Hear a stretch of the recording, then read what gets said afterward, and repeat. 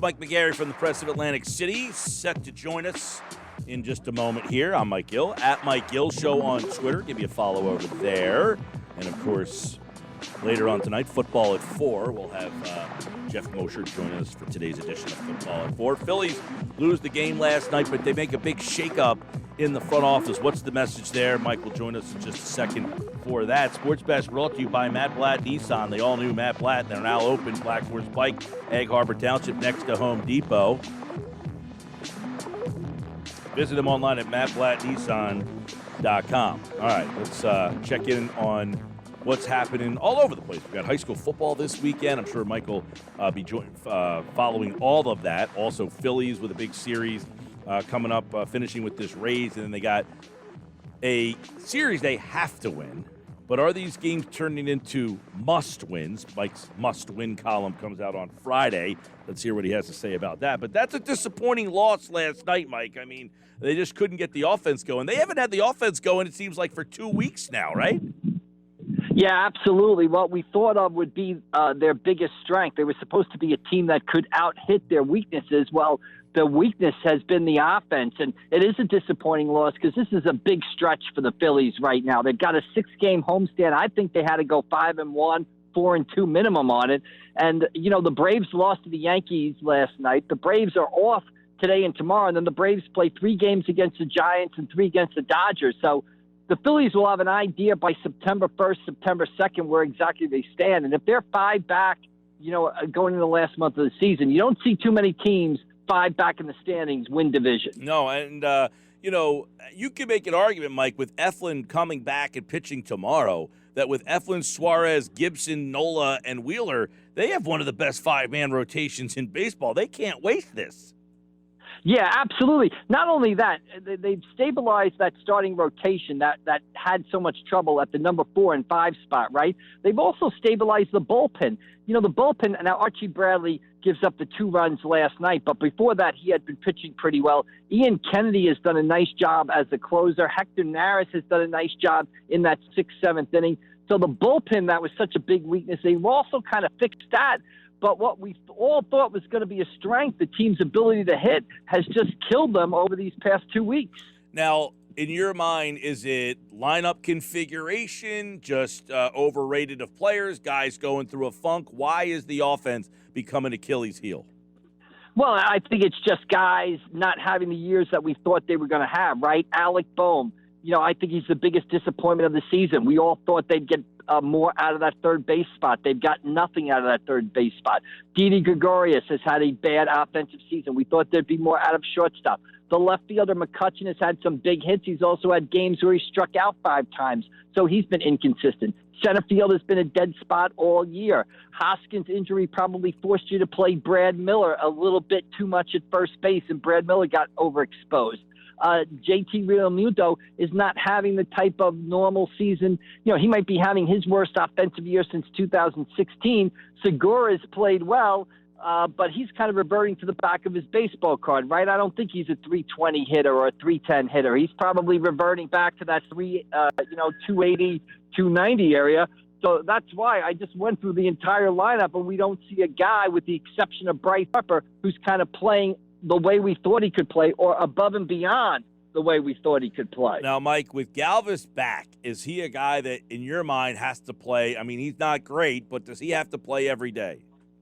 I don't think. To me, I don't think Freddie Galvis is an everyday player. You know, I look at him as more of a guy you kind of spot start around the infield, maybe come in as a late inning defensive replacement.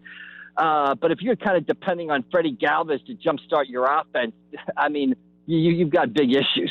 Yeah, probably. I mean, he has played every day in Baltimore and San Diego. I mean, and in Philadelphia. But I guess defensively and offensively, he's been better than Didi. Would you play him at shortstop and use Didi in more of a reserve role? You know, I would try to ride the hot hand there. I think Didi, with his power, is still probably a more effective hitter than Freddie Galvis, although Didi has not had a good season. He's been banged up by injuries. But, you know, again, if you're a contender and you're looking for Freddie Galvis to sort of put you over the top, you've got bigger issues. I'd probably look to say, hey, can you get Hoskins in the lineup on a consistent basis? Can Real Muto get hot? Can maybe Adubel Herrera, we've seen him get on these hot streaks where he's been hot for 2-3 weeks. Can he get on one of those again? I don't know if Galvis is going to give you much more than Didi is at this point. All right, Mike McGarry from the Press of Atlantic City. That's on the field. Off the field yesterday, when fans read this press release or, announcing of a series of front office changes, is this big news or just kind of behind-the-scenes fodder? Well, I think it's big news, and the bigger news will come when we find out who they actually hire to be in charge of player development. But I just think what do they say? The first step to solving the problem is admitting you have one. It's admitting you have the problem, which the previous regime wasn't always willing to do. The lack of young talent, the names roll off our tongue, right? Kingery, Moniak, Bohm, Hazley, Cornelius Randolph, Spencer Howard. How many prospects are going to come up here and kind of fall flat on their face and not be what they were projected to be? So the first step to solving the problem is admitting you have one.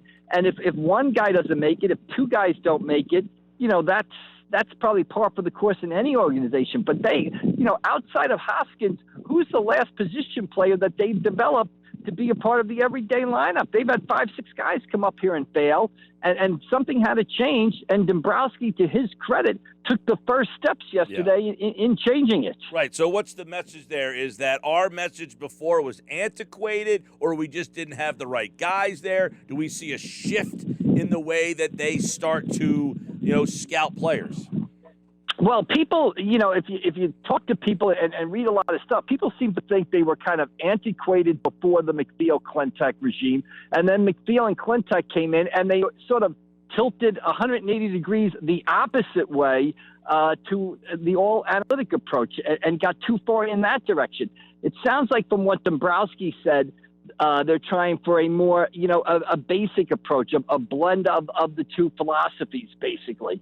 But clearly what they're doing now doesn't work. And to me, they can try to sell it however they want, but to me, it says that this team might be closer. Now, they are in playoff contention, but this team needs to be rebuilt a little bit. And when you make changes like that in the front office and bring in new player development guys and sort of change your philosophy, that's something rebuilding teams do. So, I'm sure the Phillies will tell you that they think that rebuild can be done in, a year or two. But there's some rebuilding of the organization going on right now, and we'll see how that transpires or transfers to success on the field, how quickly that is. Well, Mike, you look at a team that's, a game over 500. They're just hanging by a thread in a pennant race with the 5th highest payroll in baseball. They're stuck in no man's land, this team. Right, absolutely. And that's why I kind of agree. I kind of sell them, taking a step backwards in 2022 to kind of turn it around quickly in 2023. I do think they could, they don't have to go on the old 5-year rebuilding plan that everybody sells because, they do have some talent there in Harper and Real Muto and Nola and Wheeler. But this is clearly a team that's got to make some changes and will have some tough questions to answer in the offseason. Or else, you're absolutely right. What they are now is they're hoping for a year like the 1993 Phillies. They're hoping for, Harper to have a career year. Everybody has a career year at once. They win a division, go to a World Series. But that 93 team had no staying power. And this group, as presently constructed, they might be able to get in the playoffs.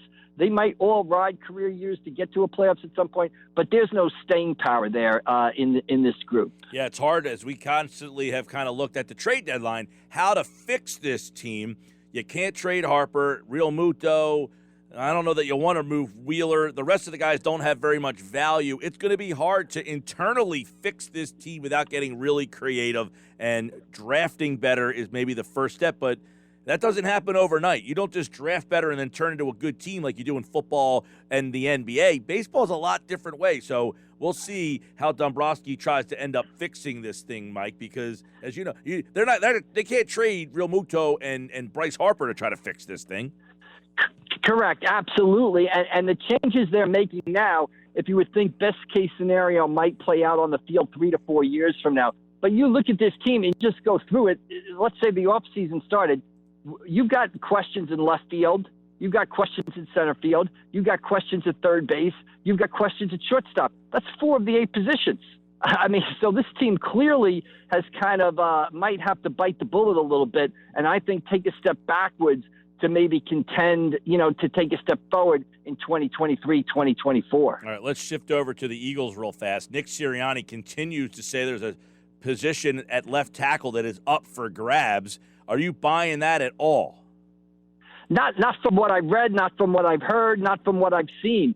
I don't know. This kind of reminds me of the quarterback situation where he wouldn't say that Hurts was the number 1 quarterback. I'm not buying the situation from there. From all indications, Jordan Mailata has clearly won that job.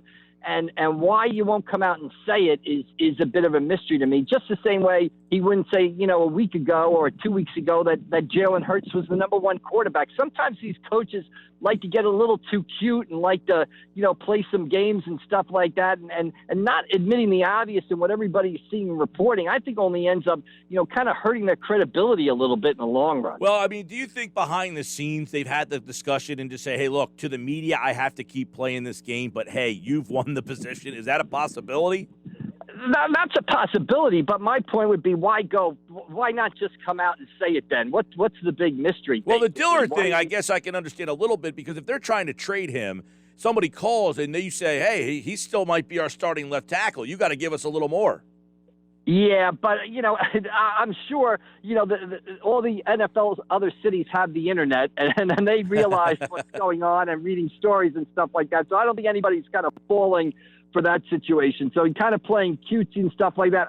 I mean, I just think sometimes and professional sports teams, and especially in the NFL, they treat everything like it's they're revealing the D-Day invasion plans when it's nowhere near that important. And, the world will continue to spin on its axis if Nick Sirianni declares Mailata the starting left tackle, which is something we all know. Who's going to be, the Eagles break the huddle for their first play from scrimmage against the Atlanta Falcons on September 12th. Barring an injury, Jordan Mailata will be to Jalen Hurts' left as the team goes to the line of scrimmage. Agree. Now, he did say today, Sirianni, he was asked about the whole Dillard Mailata thing further down the press conference. He said, I mean, you've seen who's been working with the ones at every position. The guys have been working with the ones. I mean, that's who we're seeing as our starters at this point. And then he got to backtrack by saying, that doesn't mean we've made a decision because Andre just got back. But I think that messaging right there is pretty clear. If they're out there with the ones, that's who you're getting. Right, and that's what we're all seeing, and it's the same way with Jalen Hurts at quarterback. So I don't think it can be a harm to any the team or anything if you come out there and say, you can come out there and say, right now, as of today, Jordan Mailata is our number 1 left tackle. Now, if Dillard comes back and all of a sudden starts playing like Jason Peters in his prime, you can say, okay, the past 10 days, Dillard has done this, and now the job is even, or we like Dillard. But I don't think there's any harm in saying right now, as of today, heading into the final preseason game of the year, Mailata's the guy, and he's projected to be that guy.